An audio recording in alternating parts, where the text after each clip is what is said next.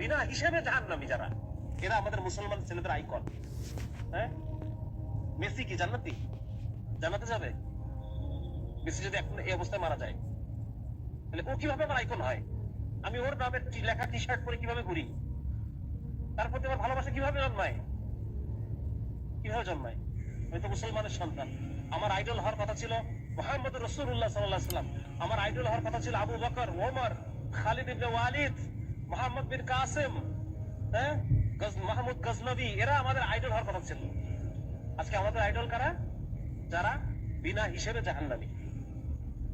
আমি কি মুসলমানের সন্তান না? আমি পড়ি না এই কালেমা লা ইলাহা ইল্লাল্লাহ মুহাম্মাদুর রাসূলুল্লাহ? তাহলে এই ধরনের যারা আল্লাহকে অস্বীকার করে, যারা শিরকে নিমজ্জিত, কুফরে নিমজ্জিত, সিনার মধ্যে নিমজ্জিত, এই মানুষগুলো কিভাবে আমার আইকন হয়? এই জন্য এইটা মনে করার কোনো কারণ নাই যে আমি এখন আমার যে যৌবন কাল, এইটা আমি যেভাবে ইচ্ছা সেভাবে চলবো, বৃদ্ধ বয়সে গিয়ে আমি ভালো হয়ে যাবো। এটা যদি আমি মনে করি, আমি অনেক বড় ভুল করলাম। আমাকে এই দুনিয়া থেকে যে কোনো সময় চলে যাওয়া লাগবে। আমি যে কোনো সময় এই দুনিয়া থেকে যে কোনো সময় চলে যাবো। আর এখন মৃত্যু হওয়া মানে এখনই আমার আখিরাত শুরু হয়ে গেছে। বুঝা গেছে? এখনই আমার কবর, হাসর, মিজান আমার আখিরাত শুরু হয়ে গেছে।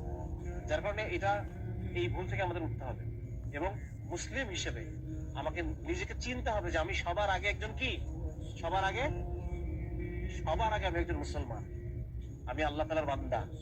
আর বান্দা মানে আমাকে আল্লাহ তাআলার প্রত্যেকটা হুকুম ফুলফিল করতে হবে, আল্লাহর আদেশগুলো আমার মানতে হবে। যারা কমপ্লিট